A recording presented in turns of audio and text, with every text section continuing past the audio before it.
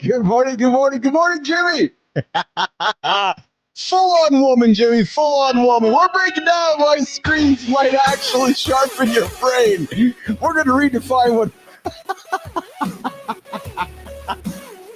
we're going to redefine what masculinity really means and uncovering the sneaky signs your relationship might be heading towards bitterness with Minefield coming up later on in the show with AJ Zaglin.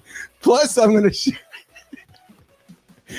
share exactly what happened when I deleted social media off my phone a few years back. I became a ghost, and it wasn't just my battery life. I invite you guys to stick around. This is Mornings in the Lab with Keith and friends. I'm your host, Keith Bella. Sitting over there is Jon Andersen.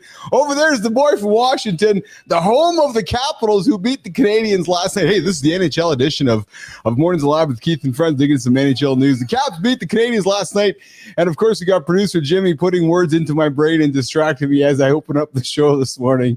No, Jimmy, I'm trying not to be distracted. Hey, guys, just a friendly reminder, this is an R-rated show. Women, if you've got kids in the room, now's the time to pop on those headphones or gently escort them to breakfast.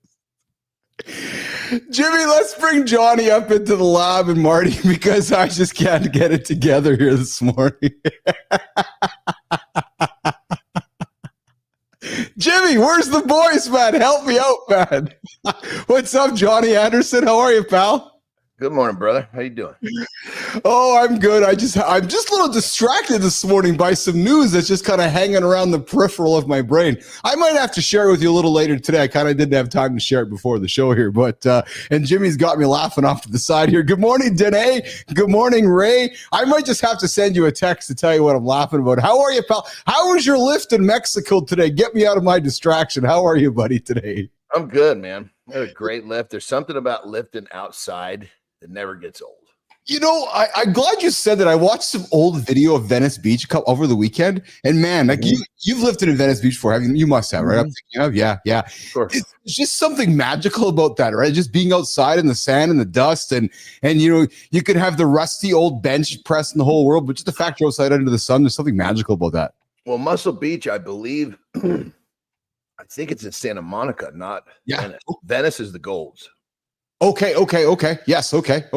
I could be, but they're not. They're two different things. A lot of times people think, because Gold's Venice was that was like the original Gold's Gym, or I don't know if they're original, but that was the one where like Arnold and all the boys trained. So that's what made that Venice. But then Muscle Beach was not in Venice, I don't believe. Oh, okay. I mean, they're very close, very close. I mean, you have all these little beach towns that are side by side, you know. Yes, exactly. Good morning, Ray Cofontes. I see you there in the comments. Good morning, Danae, joining us from Scottsdale, Arizona. I'm Keith Billis. Joining you guys from Winnipeg, home of the Stanley Cup favorite Winnipeg Jets, and of course, my brother Jon Andersen joining us today from the sunny confines of Mexico today. Johnny, the Jets won again last night, brother. We are up 2-0 in the series, doing a little bit of hockey teaching for you. We had another whiteout in the arena last night. How many are in the series? Okay, so there's 16 teams in the playoffs, and this is the first round of the playoffs. So Winnipeg is playing. Okay, gotcha. So it's not like the World Series where it's down to 2. Yeah, exactly. So we basically are in the first round of the playoffs, right? So Winnipeg is playing St. Louis. Okay. If Winnipeg wins, they're going to play the winner versus Dallas and Colorado, and then they just keep working their way down. It's basically like a NFL setting. Yeah, exactly. Or like the Final Four, like the big NCAA basketball tournament, right? So Winnipeg won last night, the first second game of the best 7 series against St. Louis. We beat them last night 2-0, so we are up 2-0 in the series. And now the game goes to St. Louis. So we played Winnipeg last 2 days.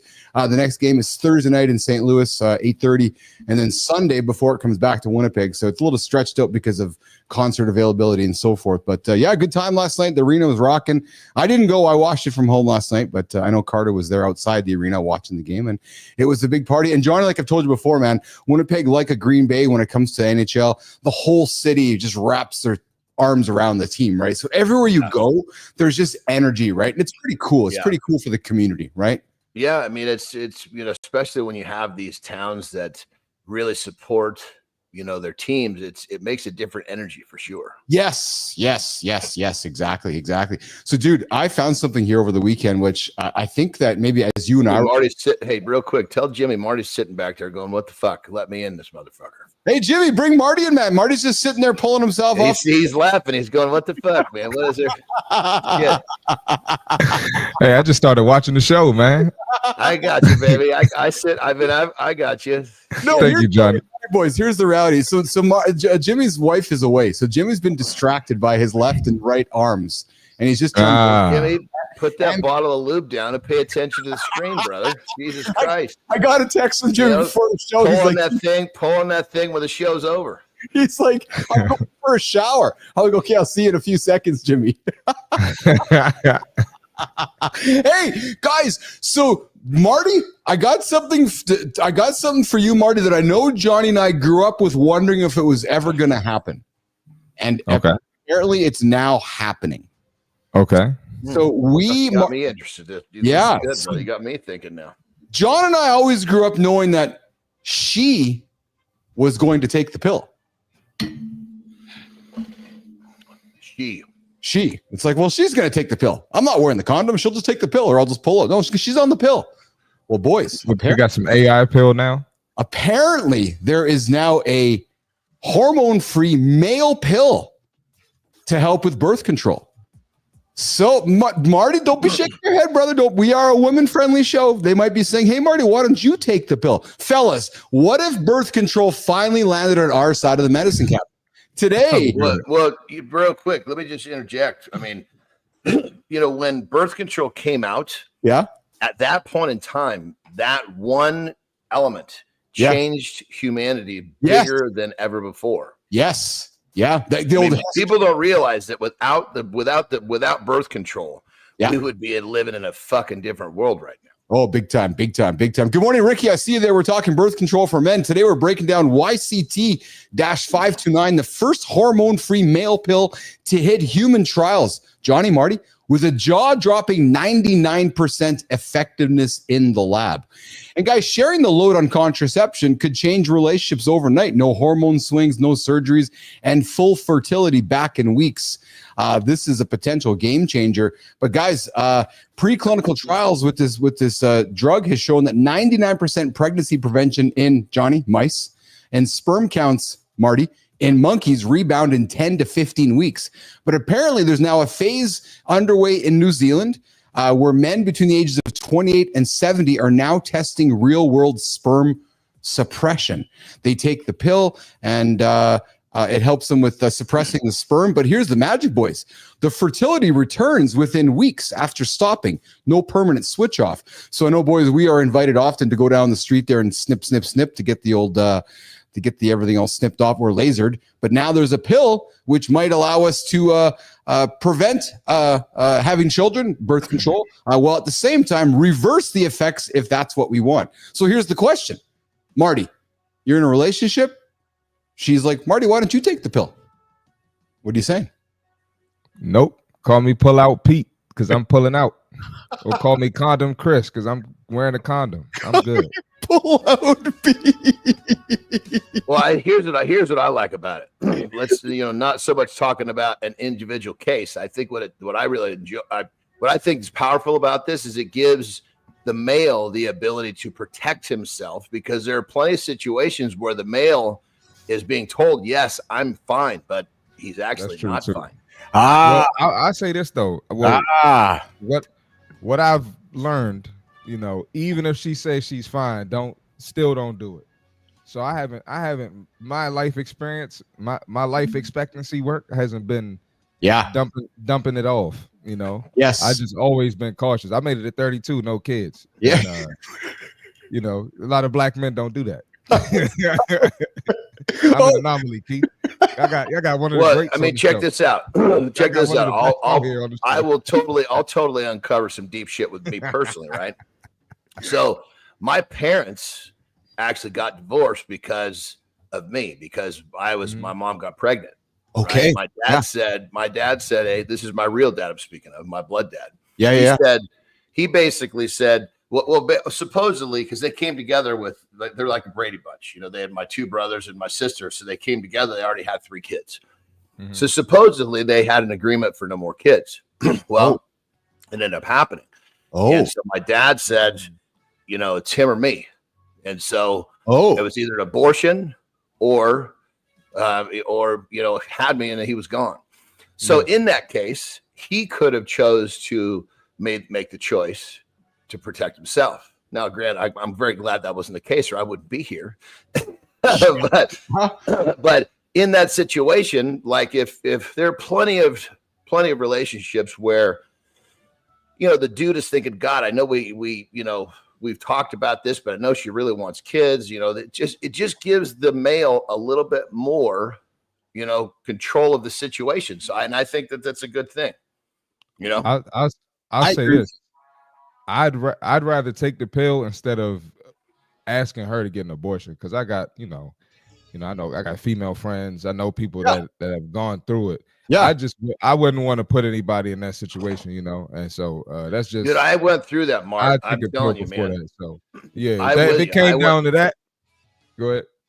No, I so agree with that, brother. Fuck, man. I was 19 and my girlfriend was 18, and we were in a situation. We agreed, like, oh my God, this is way too early. And so, I scrape up the $300 in those days was a fucking lot of money, especially on a quick notice, because there's a window.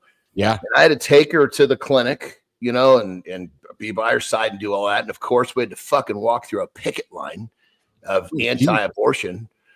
So it was a stressful fucking situation for both of us. It was brutal. And then it sucks because, of course it wasn't the right time for me, but that was a child that I would have had, Yeah. This is a great conversation, guys. Hey, good morning, Amy. Right now we're talking about the male pill. There's a pill there's a pill on its way into society. It's going through testing right now. They're at the next clinical trials in New Zealand, where men between the ages of 28 and 70 are on a sperm suppression pill, which reverses the effects of birth control. So, and boys, just to wrap up my opinion on this as well, I agree with both you boys. I like the idea there's another choice, Johnny, right? So there's another choice on the table. And Marty, to your point, right, whether if she's on it or not on it, I'm on it too, we're both on it. Maybe we wear a condom to make sure that there's nothing, no other kind of diseases being passed around, so everybody can be happy and safe, right? So I think that there's a lot of positivity in this. I don't know. I don't know if it needs to be a discussion around, well, you be it. No, you be it. It's more now of a, hey, okay, so now you take your fucking own choice. Exactly, Johnny. And I like that, because for the longest time, and this, listen, I thought today's conversation was very, very succinct, considering we have a guest coming on who's very much about women empowering and empowering women and so forth. We got Wade Channell in the green room for us.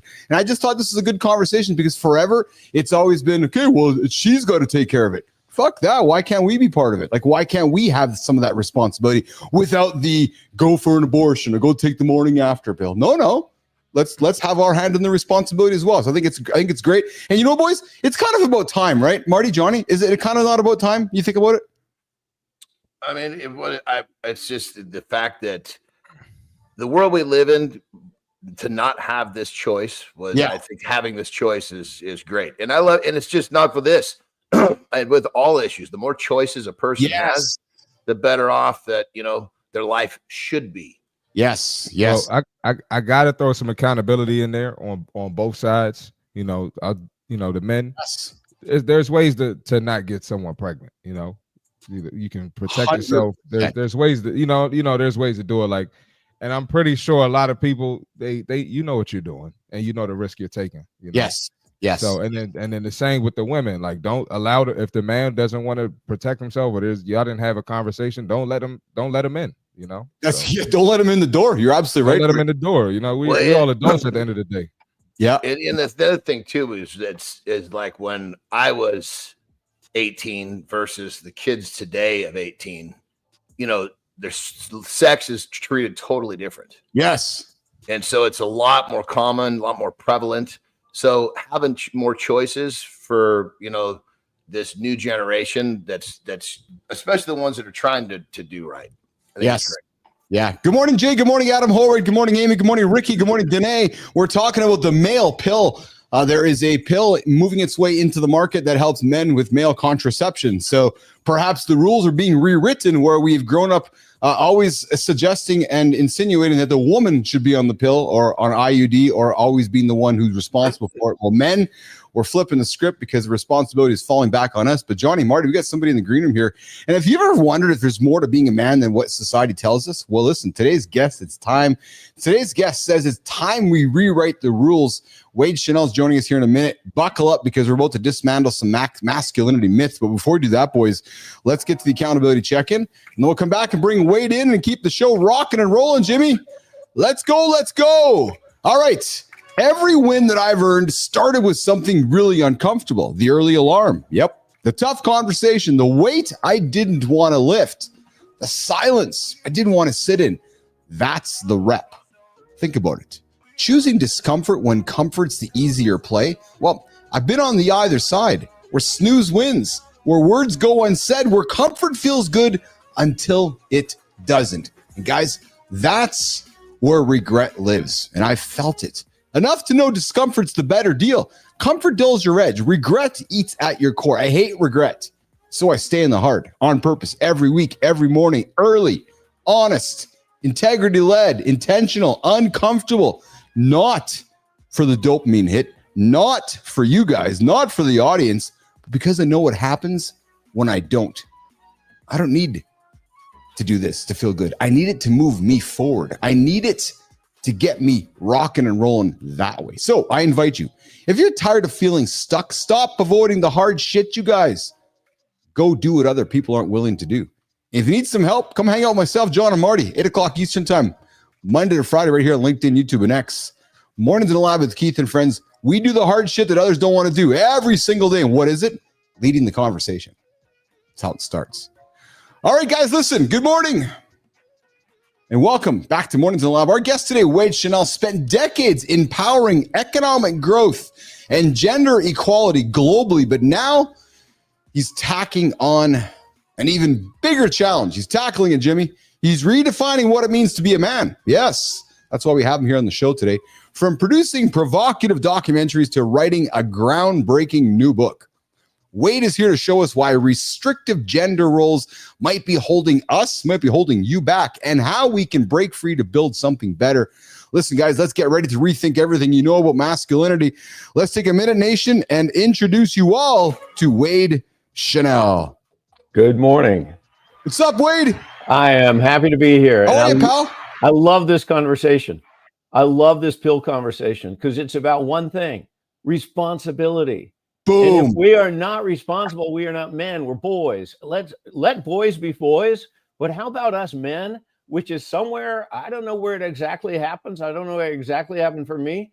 But when you're responsible, you're talking about manhood, not boyhood. So let boys be boys. Men need to be men, take responsibility for what we're doing. And I think this is a fantastic scientific breakthrough. I am all for it. Well said, brother. Wade, Jon Andersen, Wade Channell. Wade, what's up, brother? I love it. Coming on, laying down laying the heat right out of the gate. Let's go, baby. Hey, well, this show, if you're not laying the heat out of the gate, don't get in the gate. You're going to get burned. That's right. That's what I'm watching. Don't get in the start again if you're not ready to go, baby. Just That's watching it. You guys, I feel like I'm doing 5-hour energy shots, one a minute. And Marty's saying she shouldn't be opening up the door, and Wade's like, no, man, we all need to have responsibility. Marty, meet Wade Channell. Wade Channell, meet Christopher Marty. Hey, Marty. Good to meet all of you. Great to be on here. Awesome. So, Wade, we like to ask our guests all a pretty big, important question. I think this morning I'm going to delegate the question to the younger brother on the show, Johnny. I think we're going to give Marty some responsibility today. Brother, really? No, I'm playing. Step into the manhood, Marty. Step in. So you know, real quick on that level. You know how many times I've asked this question of a guest? Fucking once. These motherfuckers hold this back like it's some sort of fucking crown jewel asking this question. No, Joe. Sorry, Wade. And Johnny, in all fairness, when you answer questions, you talk a lot. Sometimes I can't even get my point. But let's be. Why the fuck else am I on here for? I'm not on here because I fucking sit quietly. That's it. Okay, well, let me play my part, man. I'm taking a back seat when you start talking. Marty, Wade's like, what the hell's going on? What's this question that they're going to ask? I guess you're right, Mark. Fuck, if you don't have that question, you're losing some of your time here. So go on now. Get that. Hey, Wade, get ready, man. Strap in. Here's a pretty important question, brother. You ready for it? I mean, I'm up. I'm good. Let's go. Let's do it. All right, Marty. All right, Wade. What is your morning routine? Oh, that's okay. Yeah, he was. I love it. He all fucking braced up, thinking they're gonna shoot below the belt here. His butt cheeks are clenched, Johnny. He's just sitting here waiting. You've blown me away here. I'll give you the truth. I'm still. I retired 4 years ago. I'm still working out my morning routine. I get up. I try to take it easy. I try to. I'm one of these guys. That hamster wheel that a lot of us complain about. Turns out I own it. Okay. But my boss did not own my hamster wheel. I retired and I got back on that thing so fast you can believe it. So a lot of what I'm doing now is I get up, I try to take some time, settle my mind, settle my brain. Right now I'm taking care of a friend's dog, Australian cattle dog. Watch out for those things. Jumps 5 feet up in the air when I'm trying to feed him. He's crazy. But so my first thing these days is I let the dog out and then feed him. But I get up, take some time. I'm gonna, I hate to admit it, but I'm gonna be real here because this group, I'm not all that pumped. I need to get more exercise. I need to add some walking, running, something in. I'm 69, so I'm not doing the long runs anymore. I did that when I was way back in the 30s. My doctor finally told me to stop doing it because my back. I said, "Thank you. You just relieved me from 5 years of guilt for not doing it." But morning routine is pretty chill, and coffee is a very important part of it. Can't imagine a morning without coffee. There you go. But on that level, I was just going to say, first off, 69 looked great, brother. Love it. Yeah. That morning, that for me, that morning exercise, if you will, it's not really even for my body. It's for my mind. So just breaking that sweat might be the ticket for you. Brisk walk, anything to crack that. As soon as I feel a little warmth on the skin, my brain's fucking sharp, ready to go. Absolutely. All right. I'm going to take that and move with it. So guys, Wade is colored. Wade has some stuff to put on the table, boys, and get this. And I gotta crack a joke, Wade, along the way for this. So, what is colored bean? Well, so he's got a color. Look at Marty. No, I'm from the South, Marty. I'm with you. I'm is this totally fucking 1955 in the deep South or what? Yeah, dude? Come on. Yeah. Colored with experience is what I meant. Okay. Hey, Johnny, I had to. I couldn't help it, Johnny. I'm sorry. I'm gonna say, fuck. We're not talking about Steins on a bathroom in the 50s. Jesus Christ. Hey, Wade, do you have any opinions on USAID? Because all right. Only saying this, Wade Channell has dedicated over 30 years to international development through the U.S. Agency for International Development, otherwise known as USAID. And anybody paying attention to the Trump administration's first 100 days would have noticed that the USAID department was largely dismantled. And I would love to know Wade Channell's opinion on all that bullshit. But Wade, before I ask you about that, he promotes healthy masculinity through film and documentary projects such as the upcoming Swedish documentary. Marty, get ready for this one, brother. You got to buy your tickets for it, man. Confessions of the Swedish Man. And his new book, Johnny, To Be a Man, Rethinking Our Roles, Rules, and Relationships for a More Rewarding Life. His audience includes men and women interested in redefining traditional gender roles. So Wade, before we get into the meat and potatoes of the conversation, would love to know your personal opinion, because nobody's listening, on the dismantling of USAID. I did 30 years with or for USAID. I loved it. I loved what we did. We did so much more than anybody knows about, because as a U.S. government agency, we weren't allowed to promote ourselves. Yeah. So almost nobody in the U.S. even knew we existed. So when we were marched out back, told to kneel, and shot in the back of the head by the muskrats, yes, so what? Nobody ever heard of us. The damage being done to our reputation around the world, to the people we were helping. Yeah. Did some of the projects fail? Absolutely. Why? Because we make this huge mistake. We always work with humans, and humans fail. So, we do some cool things, but what a mess. Was there probably some corruption here or there? Well, tens of thousands of people. You get me a room with 1,000 people and nobody corrupt, I'm telling you, there's nobody in the room. There is, so yeah, there are problems, and we all knew them. I've been a critic of aid ever since I've been working in it, and I love it. I always just felt we should do things better. But no, total mistake. I'm over in Europe a good bit, and we are not being thought of as getting great again over there. It's a little bit, like, yeah, I'm from Washington, sorry, and like, yeah, okay, yeah, we'll let it go. So is Marty. You're okay. Let's look at Marty's from Washington too, so you guys could be neighbors. All right. I'll look for you on the street. Sounds good. I'm on the red line. Just look for me on the red line. I'll be there. Hey, Wade, after decades, and listen, I would love to have a further conversation about USAID, AID, and I could have some. I'm the Canadian guy, so I can actually have very unfettered fun about the whole conversation, because I live in a country that we have a prime minister that wasn't even elected. So don't even talk to me about democracy. He just showed up one day. He's like, yeah, I'm the prime minister. Oh, fuck, good for you. I didn't even know you were. Anyways, all that aside, Wade, after decades promoting women's empowerment, what inspired you to shift your focus towards healthy masculinity? And to be frank, I asked you to be on the show because of what you stand for, because you stand for many of the things that myself, Johnny, and Marty talk about, which is redefining healthy masculinity in 2025. None of this toxic bullshit that's being talked about over there. Talk about why you focus on healthy masculinity, Wade Channell. Well, when I started working on women's economic empowerment, I started looking at things like gender-based violence and all, 1 in every 3 women has experienced violence at the hands of a man in her lifetime. Like, that's not, if that were a cold, that would be a multi-epidemic. It's massive, right? There are all kinds of things, and, the inequalities and wage discrepancies and so on. Every statistic had one common denominator in my mind, and that was unhealthy masculinity. And a lot of that unhealthy masculinity, I think, comes from, let's just call them cultural lies and myths that we've been told that limit what it means to be a man.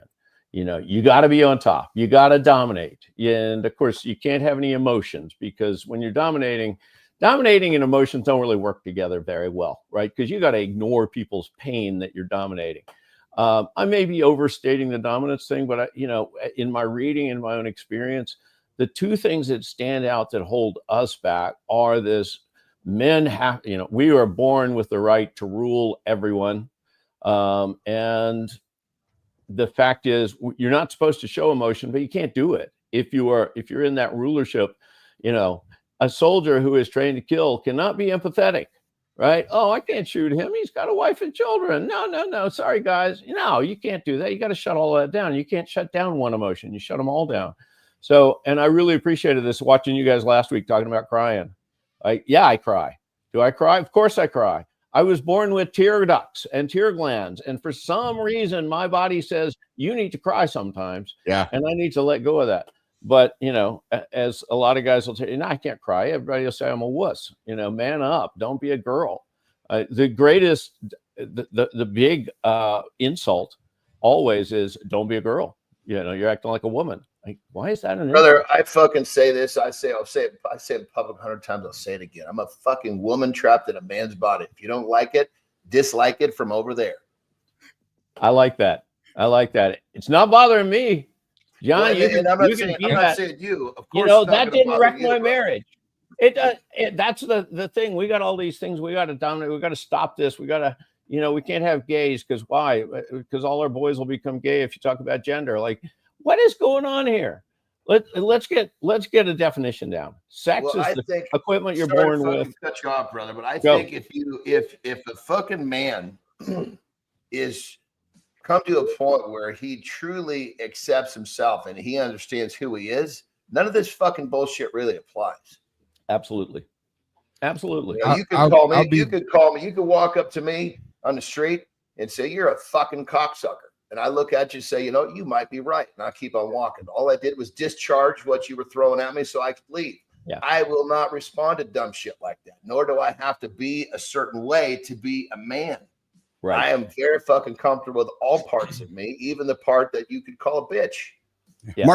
Marty. I was just going to throw something for thought on the table. I think I totally agree with you, but I think some of those things might be necessary. Like, as men, there might be times where we shouldn't show so much emotion, right?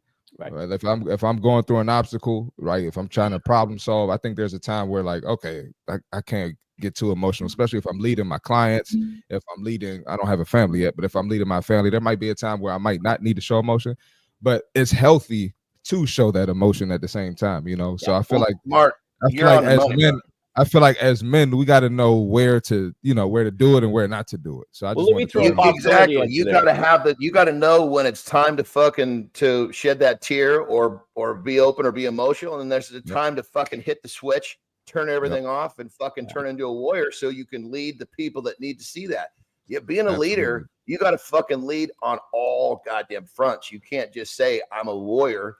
If to be complete as a leader, you got to be able to lead in all facets of life.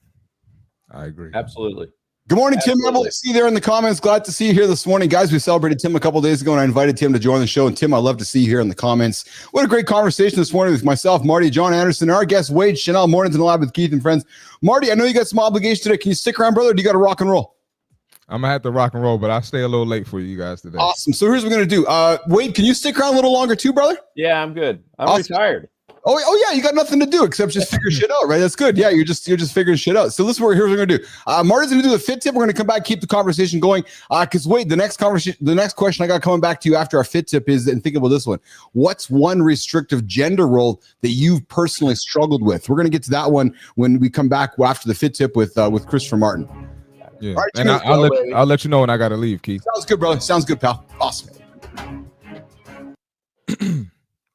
All right.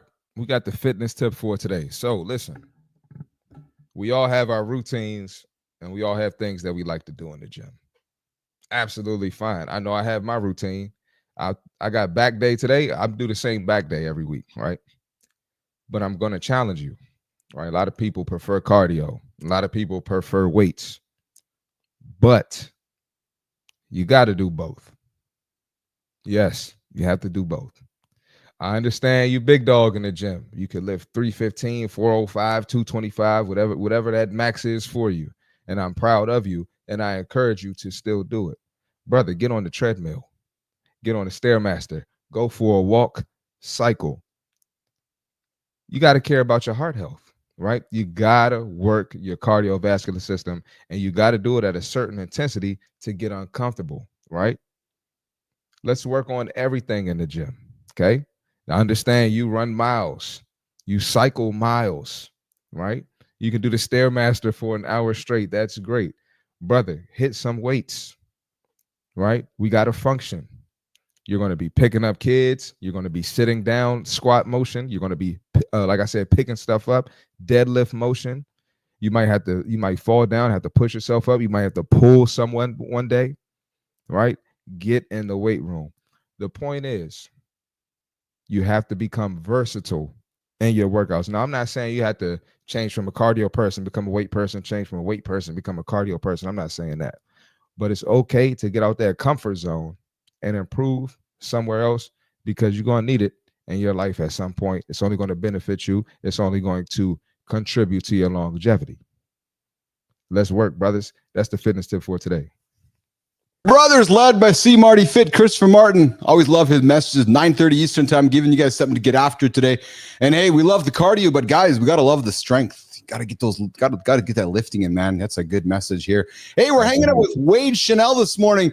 He's a former employee of USAID. No, we're not here to talk about that here today, though. No. You know what, though? That would be a great combo, man. I think it would be great, ask some questions and hear some stories and stuff. I think we might have to, because actually, Wade, I do have some opinions on it, and I'm a Canadian, so I'm allowed to have. Yeah. Because I do wonder what the hell some of that democracy was all about. But hey, we'll just put that over onto a different conversation. We're here talking masculinity and what it means and redefining masculinity. And Wade is producing some documentaries and so forth. But we left the previous segment, and I threw a question on the table for Wade, which we'll come back to you on. Which, Wade, what's one restrictive gender role that you yourself have personally struggled with? Wade Channell. Well, you know what? Marty nailed it. Getting out of the comfort zone. Get out of your comfort zone. Well, the comfort zone for me, like, I'm a leader, I'm a man. I know what I need to know. I don't ask for help. I don't ask for help from doctors. I don't ask for help from colleagues. I do it. So what happens? I don't know what to do. So I end up procrastinating because I don't know what the hell to do. Yeah. And I'm sitting there not doing anything. And now I'm just getting more and more stressed. And eventually I got to do something, which is either do it and maybe do it half-ass, or maybe do it right because somehow I accidentally got it right without asking for help. Yeah. Or I can ask for help. So a few years back, when I started paying attention to all this stuff, and what was my world, I've crashed and burned a couple of times, and it really helped to realize, oh, I need help. We all need help. There's stuff I don't know. Yeah. I actually made it a deliberate plan. I wrote it down. Ask someone for help every week. Now, I should have done every day, but I didn't want to overdo it, maybe strain a muscle or something. So every week. And I found out something. They were willing to help me. It was fantastic. I'd go to a colleague and say, I'm a little embarrassed. I don't know how to do this. Can you help? Oh, yeah, that's easy. Well, it wasn't easy for me, but fine. It's easy for them. And before you know it, the thing's done. So asking for help, and part of that asking for help, and I'll put you, I would have told you, no, I'm self-aware. I take care of myself. I eat well. I get exercise. 2 weeks after I retired, I had a heart attack. Oh, dude. Yeah. I drove I denied it for 2 days, and I'll tell you why. Because I had been, I'd been COVID and I hadn't seen anyone in forever, and I was going to get to meet some people. And one of them was this really good-looking woman I was going to have dinner with. So now this is indigestion, not a heart attack. She's really lucky she wasn't calling the ambulance as I choked down on my steak. Next morning, I wake up and say, okay, it's not indigestion. Get your ass to the hospital. Dude. Seriously. And that got me into more, okay, my morning routine's not so great right now, but I got into powertrain. I got into, into walking more. I got into doing stuff. I love powertrain. I love doing the resistance work and watching the weights grow. Fantastic. But the thing is, going back to this gender role, like, I'm strong. I don't need help. I don't need to go to the doctor. Men die early, not because we die earlier by nature, because we won't go to the fucking doctor. Yeah. Right. It's like, oh, this hurts. Yeah. Well, tough it up. Pain is just weakness leaving the body. Yeah. And it might be cancer eating your fucking pancreas out. So go to the doctor. And I didn't. Yesterday, I had my annual. It was great. I, got checked out, threw out some things. Go, John. Brother, I was going to say, when you say pain is a weakness leaving the body, I think that if that fucking phrase was understood, it maybe wouldn't be so harmful. That's Jesus Christ. If we're on, we're talking about when you choose to step outside your comfort zone, you're going to get a little uncomfortable. That's where, pain, when you're sitting in your fucking chair watching a movie, pops up in your chest. That's not, that phrase doesn't apply right there. So you got to understand where to use that. You can't be a fucking idiot with these phrases. You got to. Oh, yes, I can. I've made a lifetime of being a fucking idiot. When I say you, brother, keep in mind, I'm talking more to the masses. Yeah, but it's hitting me too. Yeah, for sure. Well, I mean, if you were dumb enough to fit into that fucking school of people, then eat that one, brother. Yep, up here, right there. Spirituality is a big part of the show. Chris brings a healthy dose of spirituality to our show, to me, to all of us on the show. How do you address pushback from those who feel that traditional roles are biologically or spiritually determined? Right. Love it. So my background, grew up in the church, evangelical Christian background, like these people that, okay, I won't go there. But one of the things I've seen is we get all these things. I was told, this is what God, this is what God wants. It's in the book, read it, read the Bible. Okay. I've been reading the Bible since I was 14, not as much as I used to, but I'm still reading it. It ain't in there. These are socially constructed. We decided for a lot of reasons, historical reasons that made sense at the time, right? They were adaptive coping mechanisms. Yeah. Things change. They become maladaptive coping mechanisms. We have been given incredible freedoms to choose and to come up with things that work for us. Part of my thing right now about being a man is a lot of us see ourselves as, I'm the man, I'm alone. We see ourselves as the cape on top of the mountain, the top dog, all of that. We are relational. Can we get away from me, myself, and I and go partnership? You, me, us together. Let's get our prepositions to us and we. It's and that's part of the getting the help and all. But the spirituality of isolation is called self-destruction. And I do encourage people to go back to the book and look and tell me if you actually find what you say is there, because it's not there. I'm taken by things. I have never heard the sermon that this is what it means to be a man, where it's compassion, kindness, gentleness, patience, loving Kindness. There's stuff about strength. Great. We hear about strength. In every list of virtues, the word gentleness or kindness is mentioned, and love. That's what it means to be a man. It means to be a good person. But damn it, that's what it means to be a man, not, Mr. Macho. Macho, I am convinced, is a joke that was played on us by the ancient Spaniards. Macho is actually the ancient Spanish word for stupid. Like, put it in a sentence. That's really macho. That's really stupid. Yeah, that works. Marty, what when you hear Wade talking about the spirituality and so forth and not finding things in the book, what's your comments on that, Marty? I think some of those things are in the book, just my opinion. Yeah. But again, kind of like what I mentioned earlier, you got to find the healthy medium, the healthy balance, So everything Wade is saying is absolutely correct. You have to be gentle, you have to be kind, but I think the quote unquote macho, not the stupid meaning, the traditional meaning of what macho. I think you do need a little bit of that as a man. Not saying you got to be Mr. Tough Guy trying to be violent or anything like that. Yeah. But I do think at least mentally you do have to have some of that. It's a little bit of both.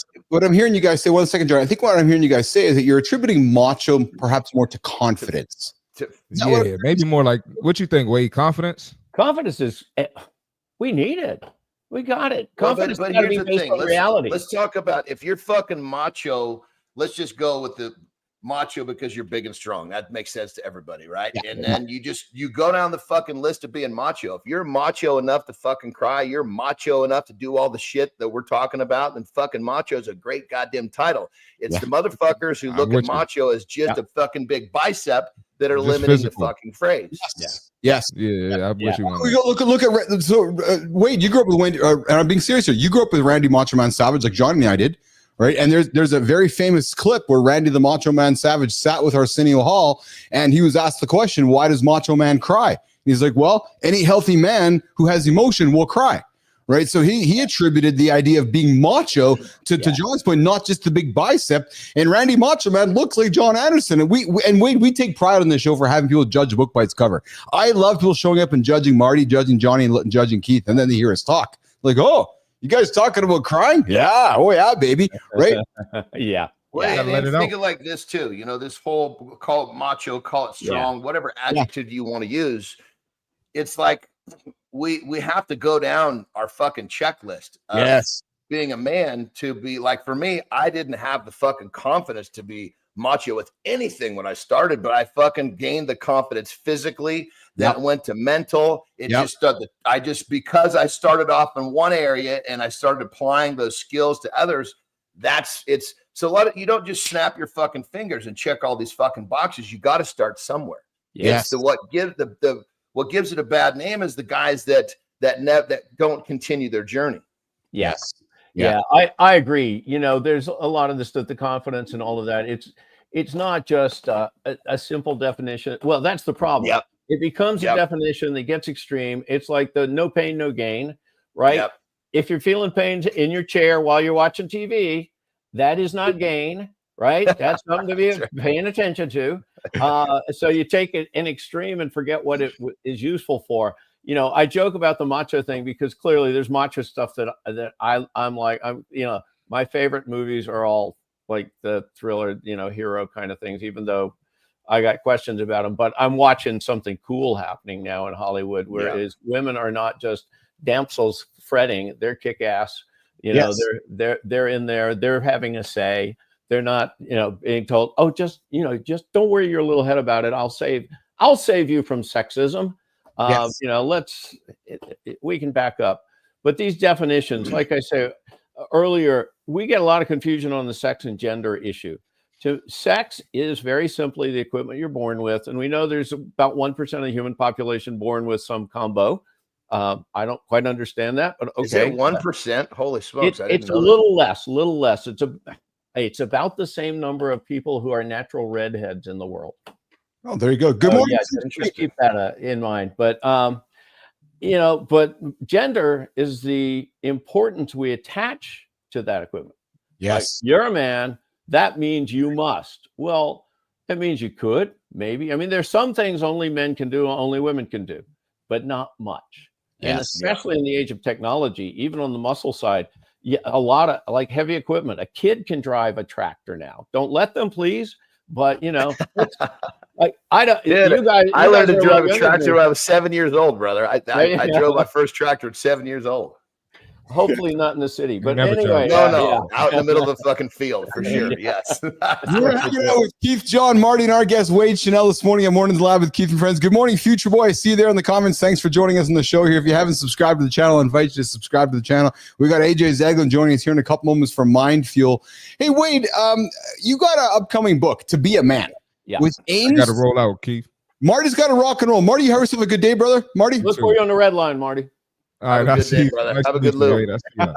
Hey, real quick, Wade, before Keith gets rambling again, I just want to say some of the stuff that you're bringing up is creating some fucking amazing conversation, brother. Yes. So I love it. I agree. And I'm glad Wade's hanging out with us here. And Wade, if you can, I'd love to have you hang out with us with AJ coming up here. But Wade, your upcoming book, To Be a Man, it aims to redefine masculinity.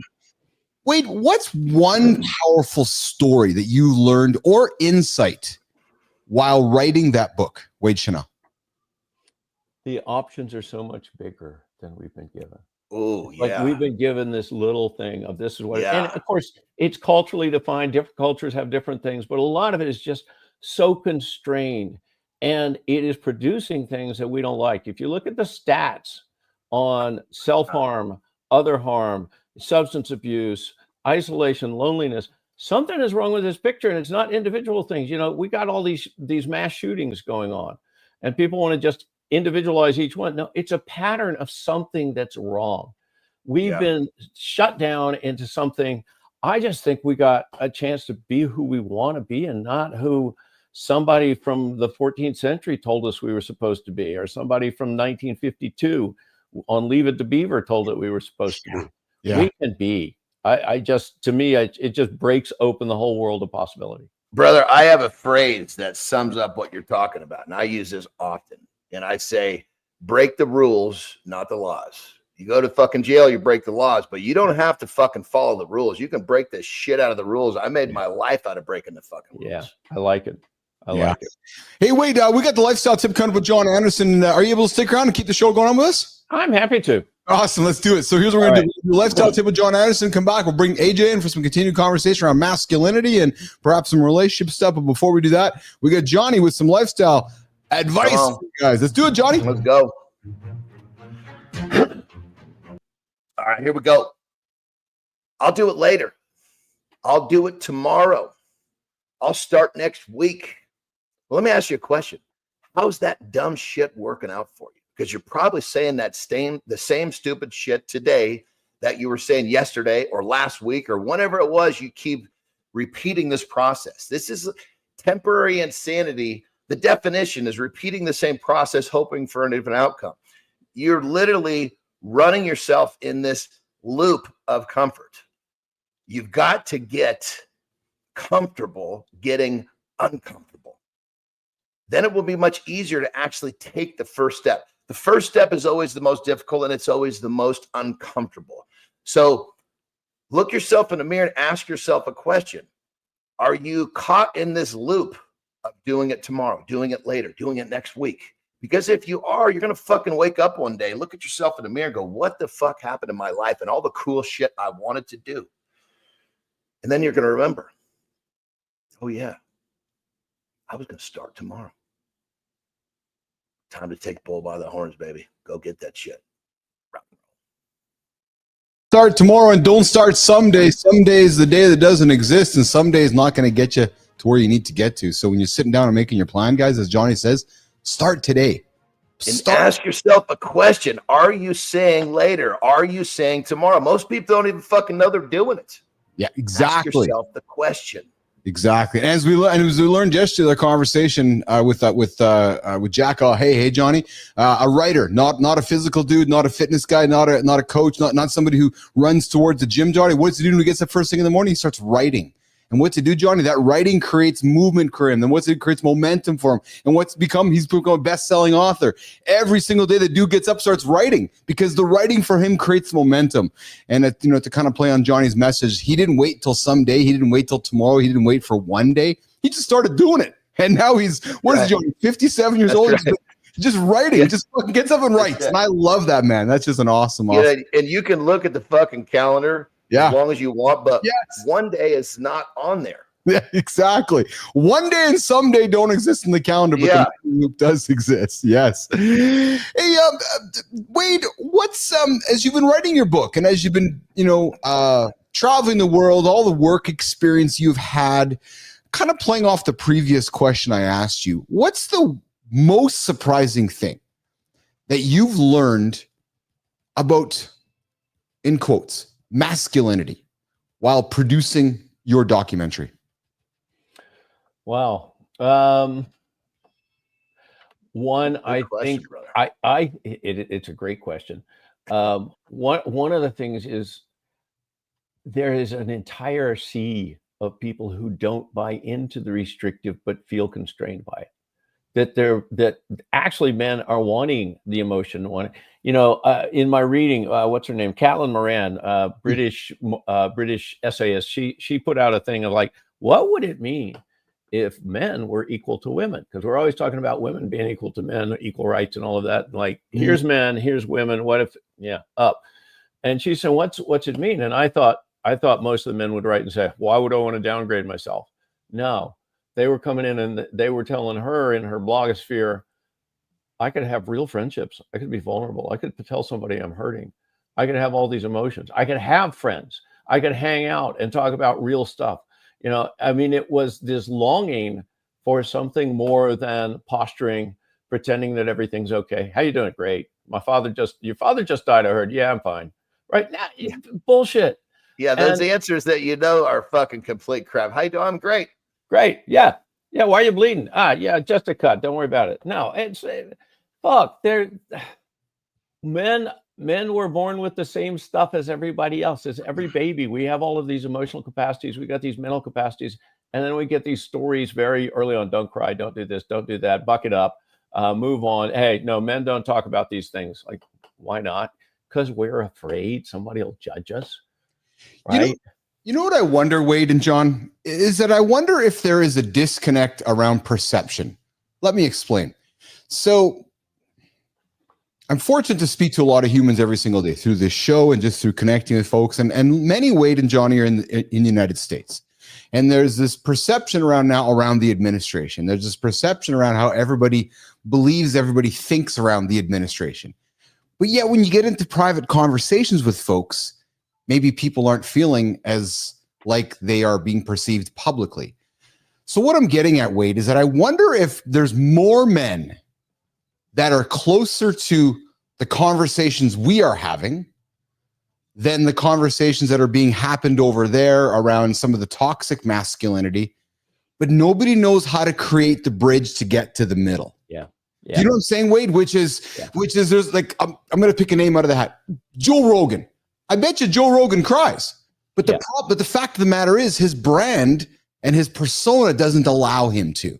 Yeah. Yet I wonder if there was a bridge created, which said he's like, oh yeah, fuck, I'd like to cry, but I really can't because it's not really kind of my place to, right? Because people, you know what I'm saying, Wade? Like I wonder if there's as much it's like that whole ideology of, well, but I don't know what he's doing around the corner, so I'm just not going to do it. Well, no, why don't you guys go have a fucking conversation about it? Oh, you mean we can? Wade Channell, what's your thoughts on that? Oh, I am so with you. And I think part of the conversation thing has to be, we got to quit making it us versus them, a toxic masculinity. I don't use the term toxic. I know what that's talking about. It's not saying all men are toxic. It never was. Okay. Some people believe that, I'm sure, but it was never about that. But the minute you say toxic masculinity, the minute you say, oh, you know how men are. Well, I'm one of them. I get defensive. I'm going to argue back. I'm not even listening anymore. I'm arguing a position I don't believe in because you just attacked. Right. So this attack mode, as opposed to a listening mode, a careful question of like, hey, Jon, when is it okay to cry? Or, you seem masculine, but you're talking, I don't get this. There was a video that I put up on my social media. I was with my wife and we were in the salon and I was getting a pedicure. And so the video is basically her saying, what color are you going to get on your toes? And I said, I think probably gray or gunmetal. And she said, why? And I said, because it makes me feel sexy. Yeah. And there was a bunch of fucking, and if I don't get, I mean, I'm just having, we're giggling, we're having a good time. And there was some dudes that went on there and said, oh my God, toxic masculinity. Like this toxic word gets fucking thrown around on either side of the fence. It's gone. Yeah. Yeah. I'm going to confess something here. So there's a guy, Daniel Pindaka. He's British. He has Token Man Consulting. He works on masculinity issues, getting guys together in these conversations, Keith. Exactly what you're talking about. A lot of these are happening. And he did a thing called Hard as Nails in Britain, where he challenged guys. He wanted 100 men to get their nails painted and start conversations, had a guides for how to talk about it and, ask questions. I'm challenging this and that. And I went, I signed up for it. I never did it. I just chickened out. I was alone on it. I thought, okay, well, I don't know what color to get or what kind to get, or I don't like that nail place that I'm walking past. I should do that. It's like, scared the hell out of me. Right. Well, I wanted to do it. But if I had signed up with one of you guys or with a friend, again, going on my own, I mean, I could have, I plan to, I was just putting myself out there too much, totally chickened out. I think a conversation not often. I'm sorry. When people often will see my toenails and say, why do you paint your toenails? And I'll just look at them and gently say, because I can. Yes. Yes. But let's stay here because Johnny has 3 daughters. I have 2 daughters. You have 2 daughters, Wade. 2 daughters. There's something to be, and this is a conversation that men don't have. There's something to be had for a father of daughters compared to a father of boys or a father of mixed children. And I know a lot of men that grew up raising daughters that are manly men, but get their nails painted, get their hair done, and do all these feminine female things with their girls because that's a connection point with their girls. And I would challenge some men that don't have daughters. I would challenge some men that don't have daughters to put themselves in the shoes of John, myself, or Wade, and then ask yourself how you'd react in situations when your little girl's like, hey, daddy, can I paint your nails? John's never going to say no. Yeah. Keith's never going to say no because it's a bond. I ask my little girls to paint my toenails. Me too. And I'm like, do it because it's a bonding moment. And what it does is it shows your little girl what, Johnny?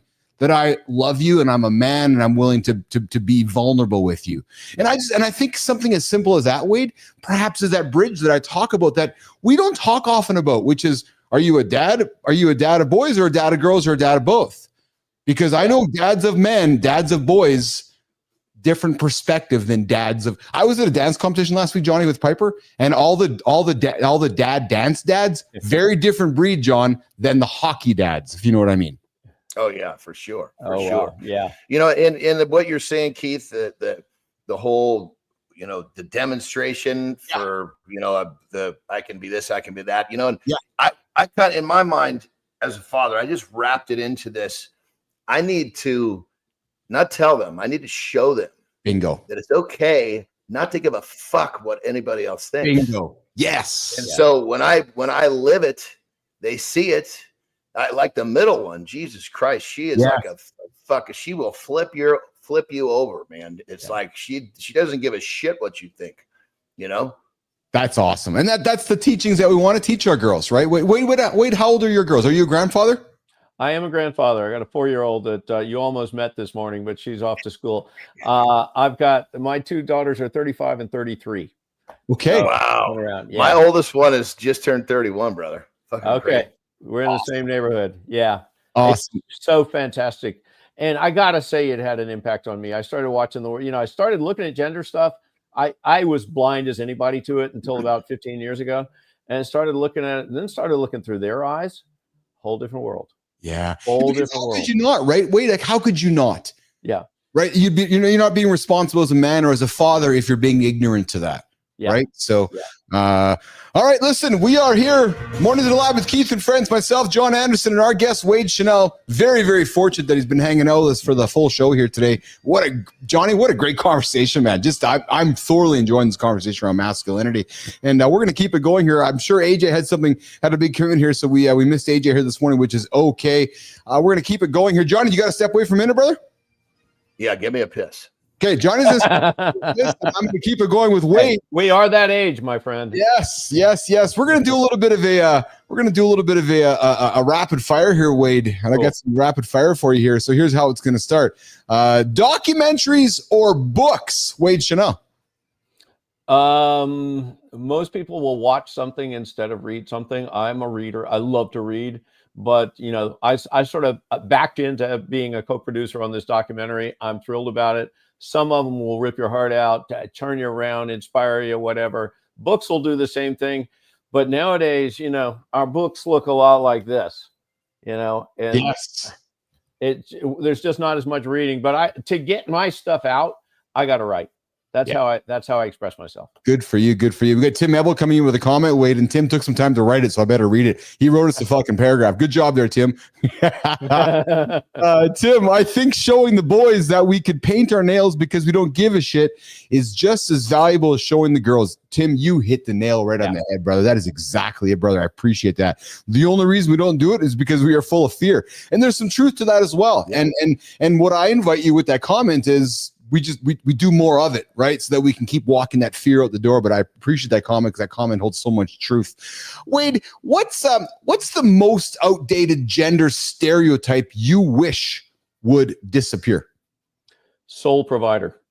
Oh, interesting. Elaborate on that. Sole provider. Well, here's the thing. I think it's great if a man has a salary and can marry someone who's would love to stay or do something else, volunteer, whatever. Fantastic. Yes. That doesn't happen all the time. But because it's a negotiated thing in a partnership, like you look at what does our home need? Yes. And then you divide it up and you figure it out. And if she makes more than you, or you're 60-40 or 37, so what? Fuck. And guess what? Housework is not women's work. It's work. Could we stop saying, toilets don't have a gender. Yes. They just need to be cleaned. Right. So let's get there and get out of this soul. I'm the man, I have to do this. And one of the reasons on this is that when you're the sole provider, the road to entitlement is so smooth and easy. Yes. I'm putting out the money. I'm out there working my ass off for the family when the woman is actually doing more work, more hours than the man because of all the other responsibilities she gets that the sole provider usually says, I have to rest because I'm the sole provider. I'm entitled to sex. I'm entitled to my time off. I'm entitled to this. I'm entitled to that. Like, fuck that. None of us are entitled. Although, John, you deserve a break today at McDonald's. I could just see it. You deserve a break today. Really? Fucking long. I haven't been inside of fucking McDonald's in 3 decades, dude. They're the same. But I so agree with what you're saying. I mean, when it comes down to it, from the standpoint, like Terry and I, we just kind of figured, okay, look, this is what these are our resources. This is where we want to spend our time. Like she said, look, all I want to be is a mother and a housewife. Okay, fucking perfect. Because my earning capacity is far greater than yours. So I'll go do this. You get to do that. And it was like but without the conversation and out understanding how we wanted to do it, it's for the guy that just, or for the couple that doesn't actually outline how it's going to be the best for them. We'll call it efficient, enjoyment, all the above. I think it's, to fall into the trap of this is how it is kind of fucking silly. Again, it's the rules. Break the fucking rules. I appreciate this conversation. And I think you guys can appreciate what I'm going to say next. My father, Johnny, at 53, 54, and my dad's 83 now, Wade, so you can kind of put some perspective on age and demographic here. I think it was at 52, 53, he made the decision that his wife, my mom, was going to become the primary. Wow. Right. And dad was shuffling his resources around. And I can only imagine, I haven't had this conversation with him, but I can imagine how he had to put ego aside. Yeah. and had to stayed home, right, and had to recognize that, okay, I guess Gladys is now making more money than me, and I witnessed it. I witnessed my dad's role changing, going into the house, doing more of the house chores, getting groceries, and I, as a young man, I witnessed that, and I get emotion because I can only imagine how my dad felt going through it. I can imagine how my dad had to navigate those emotions with his buddies and all that, because that was not a normal thing for my dad to start becoming the kind of the homemaker. You know what I mean? Yeah. Well, you know, that's very cool. Fuck yeah. It's how again, break the fucking rules. But you know, one thing I didn't say about Terry's in my situation was I was fucking very fucking grateful that that's what she wanted to do, because without her doing what she did, I couldn't have done what I did. Right. And vice versa. You're both so we both were like, fuck this. Yeah. We're very grateful for what each other is doing here, because I can't, I mean, there's no way I could have traveled if she had a full-time job. There's no fucking way. Right. And you know, there's no way that she could have had the life that she, you know, that she couldn't be driving her dream car if I wasn't doing what I was doing. So it was this perfect fucking mesh. And we were very grateful for each other and what we were doing for the situation, the relationship, and that has to be part of the equation too. You just made that simple pronoun change. Everybody's upset about pronouns. Let's get upset about this. You made that change. I to we, me to us. Yeah, fuck yeah. Because you know, if you run around in a relationship with it doesn't go very far. Yeah, fuck. I don't care if you have a traditional family, whatever that means. If you've chosen that, I do care if somebody's been forced into it. Or because, oh, well, that's the way it has to be because, well, you know, let's make those choices. I was in a traditional marriage, same thing. I was able to travel the world and do all kinds of things. Why? I had a wife raising the kids. Unfortunately, I crashed and burned. I screwed up the marriage, and I'm about to get married again. 10 years after the other one really came to an end, separated out and all. But, you know, it's like I couldn't make that I to we change. And I couldn't have the rigorous honesty I needed to, you know, honest with myself, honest with my fears. I can relate to you, Wade. I can relate to that, Wade. I had some of those same challenges. I struggled with I to we. I had to go through tons of therapy and tons of reality checks to recognize that there was an I to a we journey. Yeah. Well, you know, on that level, you have to practice that state of mind because it's real. Oh, yeah. Because the rules will get you back to the I. Yes, society will push you back to I. Fuck yeah. So you have to practice staying outside the fucking lines. I say, look, are you fucking coloring your life inside the lines? Because you're playing by the fucking rules. Or are you coloring outside the lines? Outside the lines, you're making your own fucking rules. Nobody goes to jail for making their own fucking rules. They go to jail for making their own laws. Don't confuse the two. But Keith, you just used one of those really dirty words, and I think we need to mention it. You said therapy. Oh my God. How weak are you that you need? You know, I grew up with therapy was a failure of your faith. That, you know, if you needed a therapist, you need a psychiatrist, you need help, you know, no, you need more Bible study, more church, more prayer, more this, more that. Like, you know, it took me decades to deal with my father's death.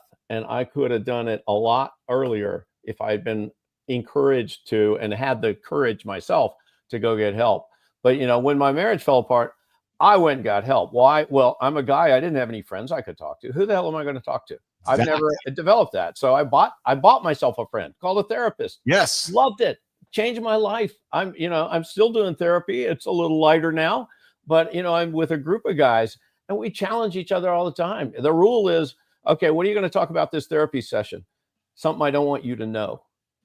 If I don't want you to know it, that's what I need to be putting on the table. Yeah. Well, and Wade, and that's the whole power of this show. You know, I've called it Mornings in the Lab, but it's actually Therapy in the Lab with Keith and Jon. It's really this is the church of Keith and Jon and Marty, right? Where we invite men to come in and have conversations that they're not having elswe're. Yeah. Right? And that's why I've thoroughly enjoyed this conconversation today around masculinity. Yeah. And as long as we're talking about sex, I appreciate that because we're always talking about sex, right? Life expectancy work. I thought I just introduced. Now I just got to throw out some because stuff I've been reading recently, and I've been thinking about this a long time. There is no right to sex. Sex with yourself, do what you like. Don't hurt yourself because that's wrong too. But with yourself, you can do what you like. Sex with another person is always a privilege, only a privilege, never a right. And I would say that even in a transactional sex worker set, you paid for it, you have a right to what you paid for. Well, you can have a change of mind and get a refund. You do that in stores, things happen. But I don't have a right to sex. No, there's no. I have the privilege. And you know, I saw a thing of it's fucking rules, dude. When you live inside the rules, you get polluted with all this fucking dumb thought, all this dumb shit in your head. I don't believe in that right bullshit either. No, fuck yeah. There's two people involved in the situation. Wade, coffee or tea? Coffee. No question. I did 2 years of tea after living in Brazil, and it was before the Starbucks revolution. And the coffee was so horrible in New York, I couldn't drink it. So I went to tea for 2 years. But I am back, baby. I am back. Awesome. One word to describe traditional masculinity. Constrained. Oh, good one. Good one. Yeah. And Wade, as we work towards wrapping up our chat here with you here today, I got somewhat of a heavier closing question for you. If you could instantly redefine one aspect of masculinity for every man on the planet, what would it be and why? Emotional health, because we've become whole brain thinkers. When we deny our emotions, we're denying half our brain, and we're thinking half-assed and half-brained.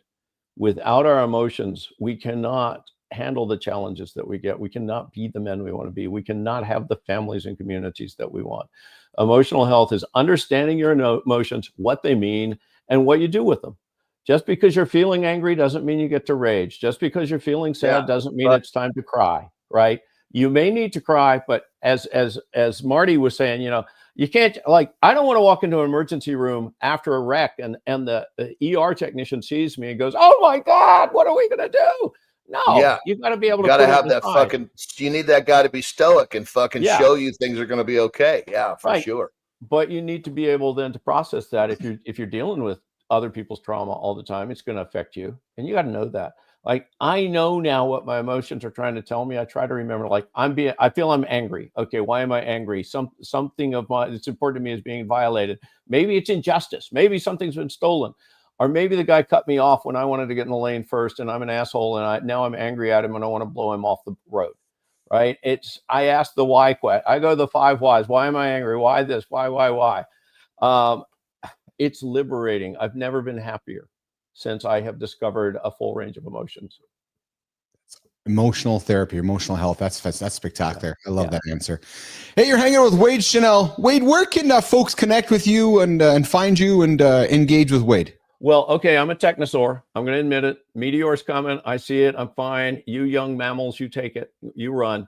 The only places I am on the web are LinkedIn, and which is not really supposed to be these kinds of conversations all the time, supposedly business, but get on there today. I'm changing the whole paradigm on LinkedIn, Wade. I myself have changed the entire paradigm with this show on LinkedIn.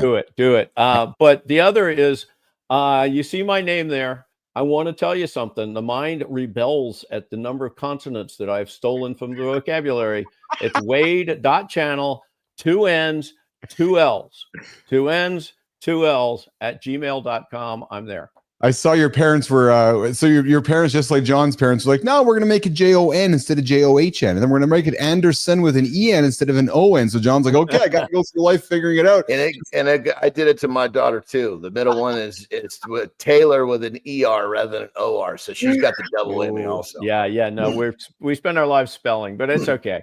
Hey, real quick, back to this whole LinkedIn supposed to be for business. I just need to put a message out real fucking quick. If you're interested in becoming successful with fucking business, if you think that focusing on yourself and your own personal improvement is not going to help you, you're out of your fucking mind. If you want more, you must become more. Yeah. And all the shit we talk about is how to become better as an individual, which is going to help you perform better, which is going to help your business. So all those of you out there that are fucking thinking, oh, I need to put my taking care of myself to the side, you're not fucking advancing the way you could be. That's right. It's exactly it. Hey, Wade, before you go, I got something for you boys. Do you guys think grandma's iPad time is rotting her brain? Guys, there's a brand new meta-analysis in Nature Human Behavior that's finding that older adults who regularly hop on phones, tablets, or computers slash their risk of cognitive impairment by up to 58%. on par with exercise and healthy blood pressure. Put bluntly, Wade, this study torpedoes the digital dementia myth. Daily tech use appears to preserve memory and problem-solving skills across income, education, and health levels. So if a swipe and a tap can keep our minds sharper for longer, that's a game changer for how we age. Guys, there is 57 studies, 411,000 participants, the largest data set to date with this study.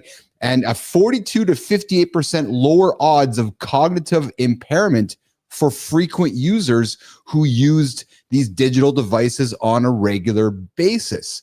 And I thought this was quite fascinating because I'm encouraging my dad to keep using his iPad and stuff and his tapping away and so forth. And there's something to be said. And John, you've heard me say it before with children.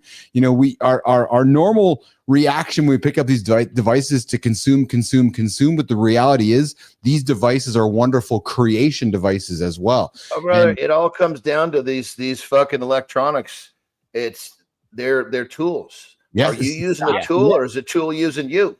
That's exactly. When you're young, if the fucking tool is keeping you distracted from your life's work, then the tool is using you. When you're old and you're kind of trying to find a way to stay stimulated, it's a fuck. Now all of a sudden, you're scrolling or doing whatever the fuck you're doing. The mind is working. When as we get older, that thing starts shutting down. So I guess it makes perfect sense. Yeah. So the bottom line, guys, and I thought this was great, and I really wanted to throw it out. And Johnny, I got to crack a joke at the expense of our guest here because he's the elder.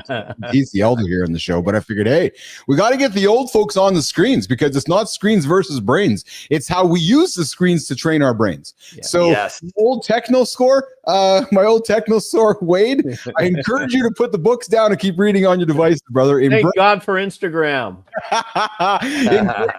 Intentionally stay curious, stay connected, and turn every click into a cognitive currency. And Wade Channell, is it Channell or Channel? I say Channel, but with the checks you're writing to me, you pronounce it however you like. Wade, brother, you have been an incredibly enjoyable guest this morning on the show with myself and Johnny. Johnny, final words for Wade before we say goodbye to him today? I'll just say, Wade, I think you really stimulated some amazing conversation today. So thank you. I agree. Yeah, I agree. What I want to do. And I'm not looking for agreement. I'm looking for let's challenge these fucking rules that are all over. Yes. Right. Yes, that's exactly it. Yeah. We can all sit in the corner and do kumbaya. Our job here is to throw a question on the table to create curiosity. I love being curious. Well, let's get uncomfortable even in conversations. Let's get uncomfortable because other people's discomfort is at the expense of our comfort. So let's get uncomfortable. That's it. Wade, you've been awesome, man. I look forward to connecting with you later today over coffee. You enjoy the rest of your morning. Looking forward to it. Take care. Me and Johnny are going to wrap up with Jimmy and do the Creator Spotlight Community Corner. And Wade, we'll connect with you along the way. Okay, my brother? Thanks a lot. All right. Wade. Take care. Great being here. All right. See you, Wade. John, that was fun, man. Yeah, for sure. That was good. He stimulated a lot of really good conversation. Well, it stimulated my brain. It just stimulated, and I obviously I wanted to keep it on track with time, but just a great stimulating conversation. And what I like about the conversation on masculinity, John, is there's not a right or a wrong. It's a do. It's a be curious and it's a do. It's because talk, but you and I are all about action, right? So we're all about action, which is you talk about painting your nails. No, have my daughter paint my nails. Right. And that's what I love about this kind of conversation. So what do you got on the agenda today, brother? You're in Mexico here today. You got a lift outside. What's going on today in your world, my brother? Tara and I are going to go play some pickleball. We played yesterday. It was a lot of fun. It's something. It's just literally right down the way. So we're going to play some pickleball. What else do we have? We got a few things we're going to do today. I actually have, the dune buggy is getting tuned up, so we're going to get that back. Probably won't get that back. Probably take that down to the beach and down here. You can take a vehicle on the beach. You go 10 miles either way. Nobody gives a shit. You take a vehicle on the beach in California, dude. You'll be arrested before you get in second gear. I'm curious with the just the world being so border protective. Was it hard to go across into Mexico from California, or was it just get on the road and drive? No, you gotta stop fucking watching. I'm not saying you gotta stop watching the fucking news, dude. Yeah. Well, and here's the thing. I'll be very square on this. Yeah. There's the type of people that get in trouble wherever the fuck they go. Yeah. Yes. We know them. I know them. It's like, listen, if you have a fucking problem with making bad choices, getting in trouble, you're going to want to avoid places where the consequences are a little higher. I would not want to get put into a Mexican prison, as I understand. They're pretty nasty, right? Yeah, I would want to get put in prison anywhere. No, but the point is that I don't make decisions that put me in prison. So I'm fucking going to be pretty much fine wherever I go because I make good choices and I have I can register when it's good idea for me to stay away from something. If there's something going on that's trouble, I don't involve myself. Yeah. You know? Yeah. I know I laughed at people like, oh, I can't go across the border. I got to hide my phones. What are you hiding? Just go. Like what's fuck. Well, and that's the thing, you know, like perfect example, when you're driving across, they got guys looking in the fucking windows, right? Yeah. So what I do is I fucking put all the windows down, make sure they can see in every fucking window, right? And I just fucking act normal. You know, it's the people that are, oh my God, put this away. They can fucking see this shit. What's he hiding? Maybe you're only hiding your phone, but they can see you're hiding something. Yes. Because you're giving off that fucking energy. Bingo. They can see you're hiding something. And that's right. Lay the shit open, man. And then plenty of times they fucking stop me because we're driving across in a fucking Porsche, which is not terribly common. Yeah. They'll stop us and I just say, you know, inspección. I say, perfecto, amigo. Yeah. You know, I have nothing to fucking hide. Just sitting there in your bare ass in your Porsche, as naked as can be, just driving across the border with a big grin on your face. Check me out, brother. Just check me out. I got nothing to hide. Well, and if you think about it, if you it's kind of a state of mind. If you fucking live your life that way, you're much more of a free soul. If you're running around feeling like, you know, we've all harbored some sort of guilt for something, right? Yeah. At some point in our lives, and that fucking shit, call it guilt, call it scare, fear, whatever. That's the way to live. Yes. I was talking to some guy a few weeks back and he's like, oh yeah, I'm feeling so free now. I'm like, oh, why is that? He goes, I'm just making better choices. He goes, my wife picked up my phone. I'd have nothing to hide. I'm thinking to myself, dude, Terry has the password to my phone. Fucking look in there whenever you want. I have the password. You know how many times where I'll need to get something off her phone and I just pick it up and fucking get it, you know, and vice versa. That's the way it should be. For the guy's comment, because I was like, really? Okay. But but I still subscribe to the like my mom taught me, you know, I don't go in her purse. I don't go in her purse. I know where you're going with that one. Even when she says it's in my purse, I'll look, and if I can see it, I'll just pull it out of there. But I'm not fucking rooting through that thing. No, I literally picked the purse up and she's like, go in. I'm like, no, and I just hand it over because I can't. It's just a belief that my mom has taught me. We'll do it. I was the same way, but Terry's like, you know, I'm in the middle of fucking doing something and you want me to stop. Will you just fucking get it? I'm like, I get it. Okay. Yeah, you're getting the flip. You're getting shit for not going in the purse and getting it's like, listen, we have nothing to fucking hide here. Well, you go on my phone. If I'm going to hide something, and I told her, it's just like you said, that's just the way that my mom raised me. And she said, that's great. I understand it, but it's not necessary with us. Yeah. But my mom told me not to go in the purse. You got to go talk to my mom. And that didn't work with me. But when she's like, look, you realize I'm doing this right now, and a lot of times doing this means something for the kids or something for fucking me. You want me to stop doing this so I can go get this? Will you please do it? Okay. Go in the fucking purse. There you go. Yeah. All right, brother. Well, listen, what a great conversation today. I'm going to walk you out of here. Jimmy and I are going to wrap up with our community corner creator spotlight and get after it again tomorrow. What a great show. I threw out a lot of fun today. I think we have some guests coming back here tomorrow, and we kicked it off with a great conversation on male contraception. And I think really where I kind of wrapped up with is that we should have choices, but it means we should still keep responsibilities, right? That's what it's all about. That would have fucking changed the game for me when I was younger, because I was a condom guy. And how many fucking times a condom would break, and I would have 2-3 weeks of just fucking being worried sick. Because, you know, once I went through that once, I was like, oh my God, it's not just, oh my God, what if she gets pregnant? I'd been through it, and it was a terrible experience. And so if I had the power to make sure it didn't happen, that would have relieved so much stress for me. So I'm really happy for those youngsters that get the choice. I agree. And Johnny, I'll leave the closing comment with Lauren here because it's funny. She's like, I wonder what our moms were hiding in their purses. LOL, nothing but plastic and lipstick. Yeah, pretty much. When you think about it, our moms really didn't have anything in there, right? Lipstick, some plastic, maybe a tampon or something, but that was really it at the end of the day. But yet us as boys, it was like this taboo. And to this day, I'm like, I will not go my mom's purse. It's my mom's purse. It's her private spot. And even Lauren's, I just won't do it. Just won't do it. So, brother, I appreciate you. I love you. Thanks for being part of the conversation today. You have yourself an awesome day. Enjoy the dune buggy ride with Terry. Be safe. Be safe. Be safe. It's when you're rolling around in 6 inches of sand, it's fucking pretty difficult not to be, you know. I think when you're going fast, you might roll and tip and shit, or no. Well, in the sand, it won't tip over. That's part of the fun. You fucking hit the wheel and pitch it sideways. You know, it's like being in the snow here in Canada when you pitch. Yeah. It's really fucking difficult to flip over a fucking car in the snow. Yes, you know? This is true. All right, brother. Jimmy, let's get Johnny out of here. Enjoy your day, my brother. We'll talk to you in lesson 24. Have a good loop, baby. All right, pal. Take care. All right, Johnny's out of here, guys. We're going to keep it rolling here. We're going to wrap up the last 10 or 12 minutes or so. Jimmy, we made it. We made it through our uncomfortable humor. And maybe, Jimmy, maybe I was wrong. Maybe what I said to you off the air to start the show was wrong. Maybe...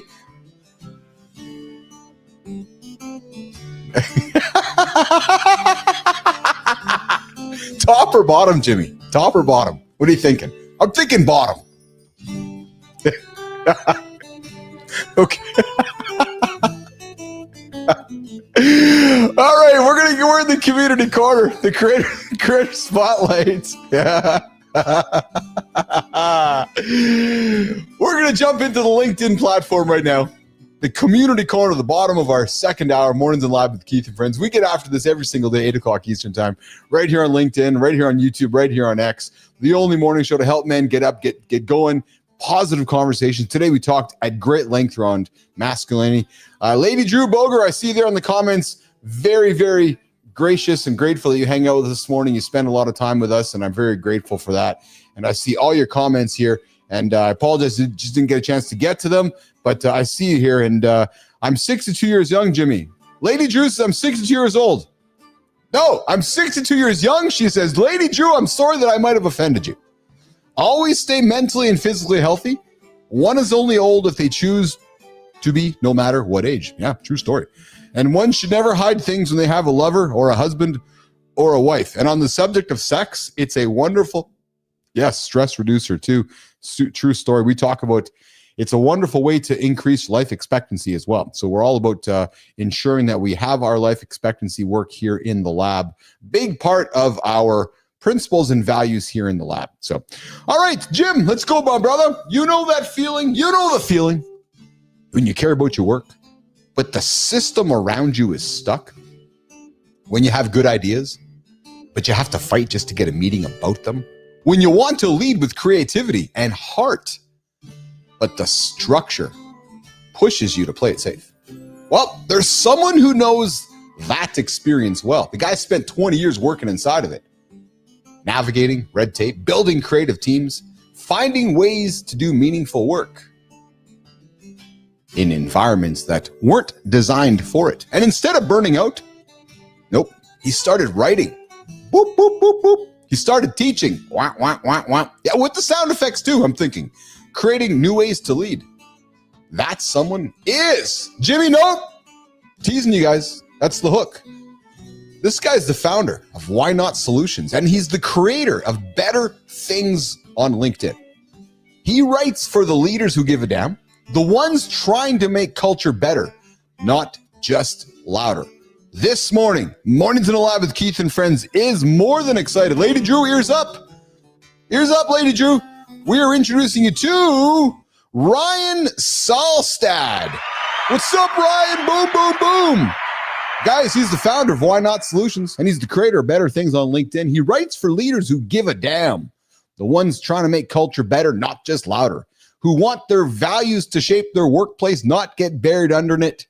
Yeah, Ryan's not here to sell. Nope, he's here to build something better alongside the people who are tired of playing the old game. And if you're one of them, I would invite you to follow Ryan Salstad and start building better with him.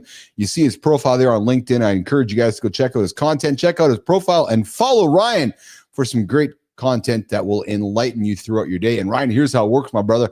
We are celebrating you here this morning. So we'd like to pass you the Mornings in the Lab with light so that you can shine it on somebody in your orbit so we can continue paying it forward with this idea of the community corner. Creators in the Lab, community corner, the creator spotlight here on Mornings in the Lab with Keith and friends. Guys, listen, we are connecting community on the LinkedIn platform and on the Substack platform every day here at 9:30 Eastern time, where we find great human beings doing great work who might be underappreciated, who might not be recognized, and we take our light and we shine it on them. And Ryan, we're shining it on you here today. And now we're going to pivot over to where we are continuing to grow our business, which is Substack. If you guys are unfamiliar with it, well, I'd invite you to get familiar with it. Have you ever asked yourself or considered this? You're productive. You follow the plan. You get things done. But it just still feels off, heavy. Like you're doing life from the neck up, always thinking, pushing, and performing.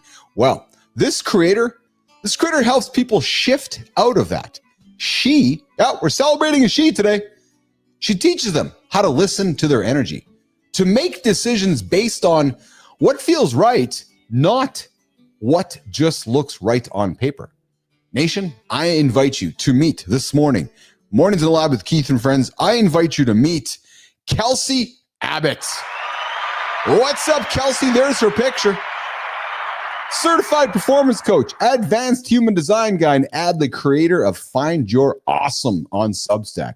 Kelsey works with people who are ready to stop forcing it. She helps them understand how they're built, how to make aligned choices, and how to bring more ease into their everyday lives. Her writing, practical, honest, and grounded in real experience. And whether Kelsey's talking about human design, clearing emotional clutter, or coaching from your phone, her work meets people where they are and helps them move forward. If you're looking for a smarter, more sustainable way to grow, I invite you. Start with Find Your Awesome on Substack with our guest here today, with our creator we're celebrating today, Kelsey Abbott.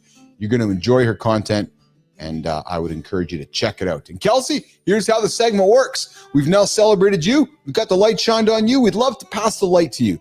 So you can come on into the lab and take that light, just like Tim Eibel did yesterday, and shine it on somebody else to pay it forward as part of our connecting community over on LinkedIn and connecting community over on Substack as part of the Community Corner on Mornings in the Lab with Keith and friends. The only show that gets after it every single day at 8 o'clock Eastern time. You can find our Substack content inside.bappel.ai, inside.bappel.ai. And what will you find there? You'll find how we are building this show behind the scenes. Here's the reality. If you're a leader, you're a creator, you're an entrepreneur, you're a business owner, you're somebody who's leading a community, you're somebody who's wanting to lead a community, you're somebody who's aspiring to lead a conversation. This is the newsletter you might want to have access to. We are giving you all the tips and tricks and everything we are learning as I'm building this show. So if you are looking to start and own a conversation, maybe you want to be the shepherd, because right now you're continue being the sheep. We can teach you how to be that shepherd inside bappel.ai, the Substack that helps creators build a personal brand through the power of live conversation. All right. Well, hey, woo! Looking at the clock, Jimmy. I promised you we'd be out of here by 60-75. Well, we're in at the 75 to 90 part. So we're going to start wrapping it up here and get after it. And we're going to be back here tomorrow. I'm going to do a little quick look at I'll do a little quick look at my notes to see what's coming on the agenda tomorrow. I'll see if I can get to before Jim does. Jimmy, we are on tomorrow is, how we got comfortable being alone and why it's powerful. We got Mark Schneider joining us and Michael Robert Kessler. And guys, I did not get to big conversation today on what happened when I deleted some social apps. Jimmy, should I get to that before we rock and roll today? Maybe we should. I think we will, actually. We're going to set that up here because that was the main point of the conversation today. And I'm just going to find that here for you guys. And we're going to have a quick little segment. I'm just going to quickly share something I went through here. There it is right here. All right. Boom, boom, boom, boom, boom. All right. Just looking for something here before we get after, guys. So I did something here a few years back. And it was part of our, nope, Jimmy, it was there, but it's not there now. There it is. All right. So guys, I did something a few years back, and I've talked about it at length. And it's this idea of deleting my social media stuff. I'm going to spend a few moments here to talk a little bit about this. I was leaving ICUC. Yep, leaving ICUC. Was going through some personal changes in life. Was just making some changes altogether. And then I finally did it. I deleted all of the social media apps on my phone. Except, I don't think there was except anything. No, I logged out of everything. Deleted my Facebook, got rid of my Instagram, just got rid of all the crap. And why? Because it was going through a period of my life where it was wrecking my brain and it was wrecking everything that was going on inside of me, and I just needed to get out of it. More importantly, I believed that it was starting to wreck my kids. And I got to tell you guys, it wasn't easy. There was some FOMO, perhaps instantly. But once I pushed past that initial anxiety, some amazing things started happening. Everything became more clear, more intentional. Instead of waking up and immediately looking for the noise of the world, I spent a good chunk of my time outside in the gardening, spending time with nature. I found clarity, focus, and I even rediscovered some forgotten hobbies. I was doing some puzzles for a while there. I was doing puzzles, I was doing Lego. I was doing things that were not digital. It was different. It was enlightening. It was powerful. What also happened was my productivity soared without the constant distraction of notifications and endless scrolling.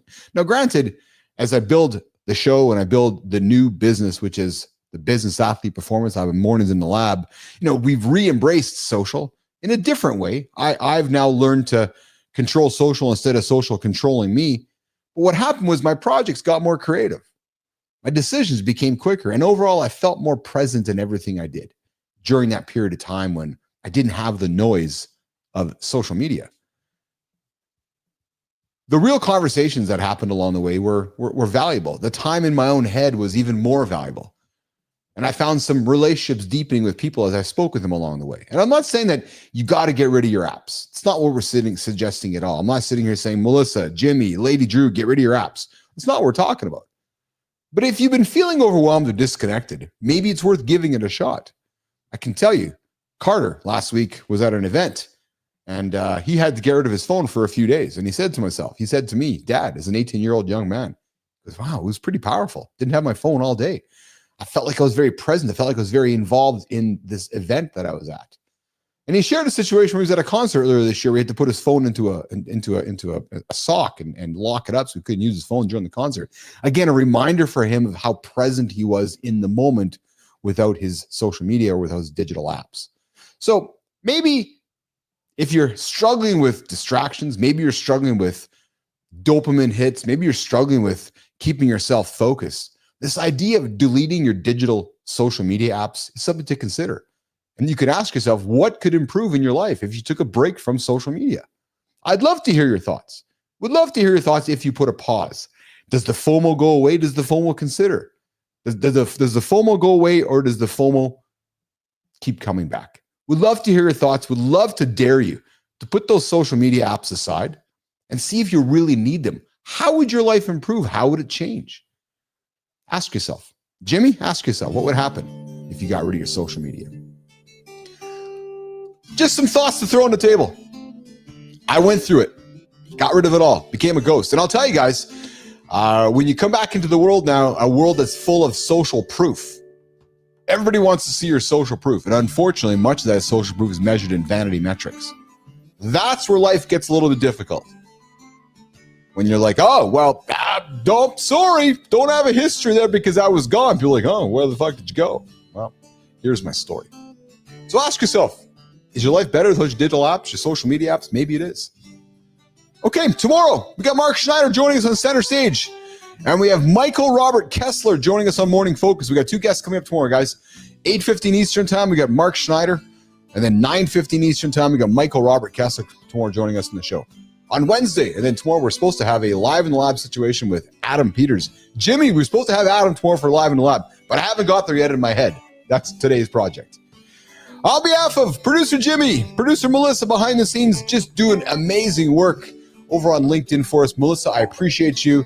I appreciate all the hard work that you're doing for us over on the platforms. Jimmy, I appreciate you as well. On behalf of Christopher Martin, Marty's getting after it every single day. I'm appreciative of Johnny getting after it as well. On behalf of our guest, Wade Channell, on behalf of Lady Drew, on behalf of my lovely, beautiful, beautiful, beautiful wife, Lauren.